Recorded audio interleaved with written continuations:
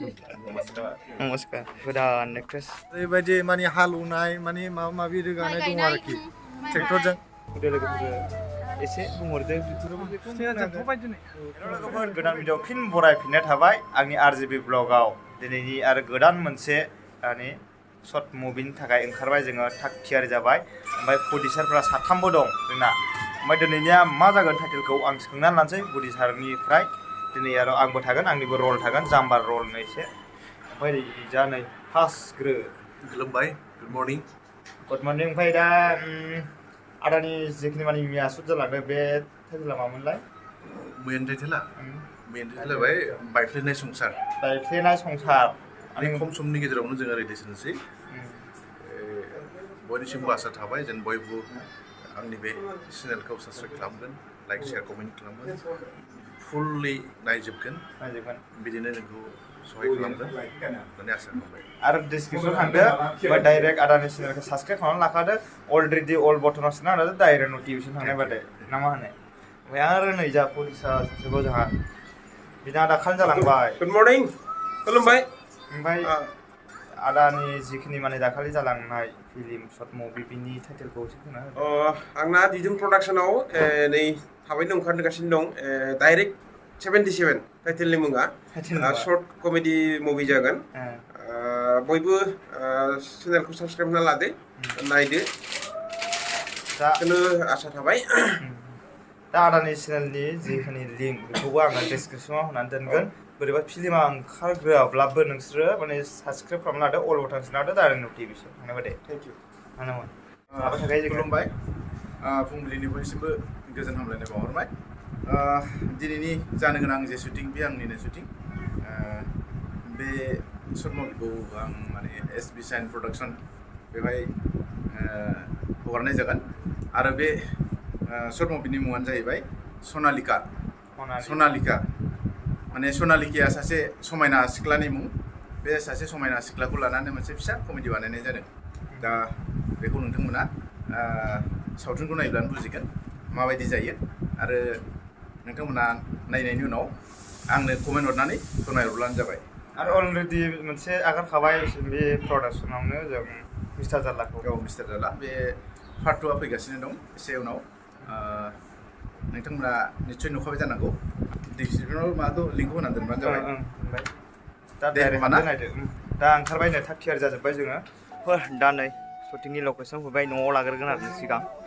दा जमा जाग्रोबाय आरो सोरजि स्पट जागोन मिथिथ'ला आरो नायदो मानसिखौ सिरिया जाग्रोनाय आरो ना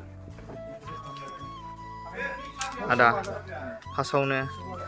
जोंहा नै एक्ट्रेसफोर आरो नै सासेबाव गोदान एक्ट्रेस आदा अनिल आरो समर प्रडिउसार आरो नै जा आदा केमेरामेन आदा नै हाय लास्ट जोबथारनायाव नै जोंहा आदा प्रेक्टिकेल आदा नमस्कार नै दा बेयावनो जागोन आरो दा जायगाथ' बिराद मोजां जागोन नोंथांमोना दिनै ब्लगखौबो स्किप खालामालासिनो नायलांजोबदो मा होनो लोगोफोर जोबजासिम स्टार्ट खालामसै नै शुटिंआ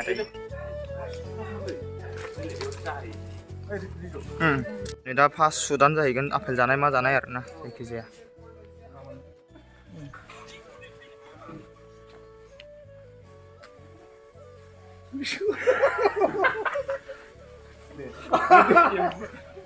बडि गिदिरखानाया नंला आं मानसि नङा होनबाय ना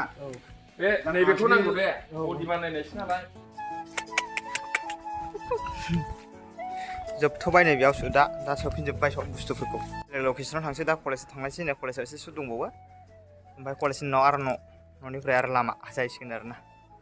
एसे क्लिप नुनो मोनगोन आरो नोंथांमोन लोगोफोर नै दा जनता कलेजनो बियो सारफांगुरिनि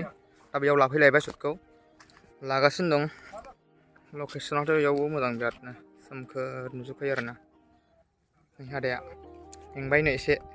बेनि पार्ट मोननै थांबाय मोननै मर्निं मोननै होथारबाय शटखौ ना दा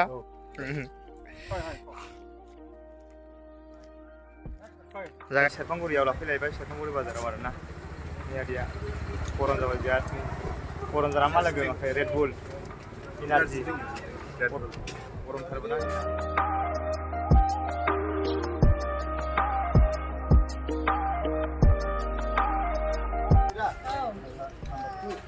फायसै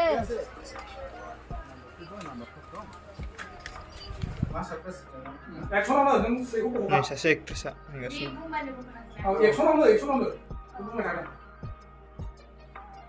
नङाब्रा बेखौ होनोबो आंनि लुक्स आरिखामोन थ' नङाबा जानो जानाय नङा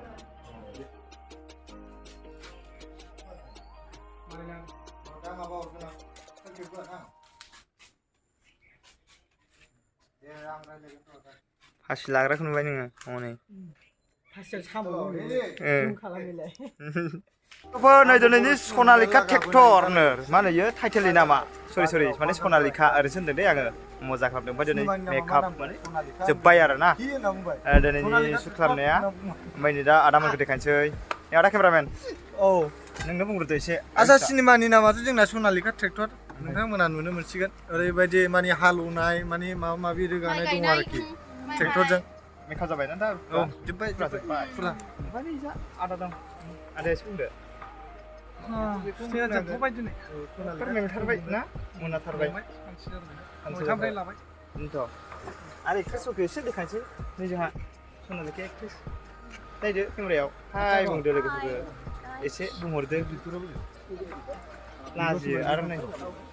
फंबाय औ थांसै ओमफ्राय मादैयाबो नै एसे बुंहरदो जानफ्राय औ जों दा माने जोब्बाय नालाय जोबनायखाय जोङो दा थांनोसै आरो ओंखाम जानो आदानि आइ जायो बियो आंनि आदानि आइ आं बिनि बिमा ओमफ्राय आंनि आयं बिमादै नंगौना आं बारा रोङा दै रावफोरखौ ओमफ्राय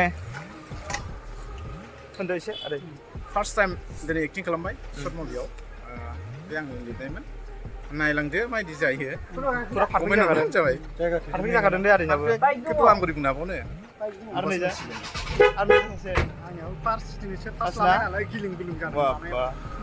आरो नै जोंहा सानै गाखोबाय सिगाङाव दे फैदो बाय बाय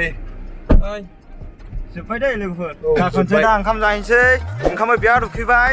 जिखिनि माने आं ब्लगखौ जोबजासिम नायनायनि थाखाय थेंक इउ बयनिसिमबो ना माने लोगोफोर आरो भिडिअखौ हाजासे शेयार खालाम बाय बाय दिनै भिडिअ एसेनोसै बाय बाय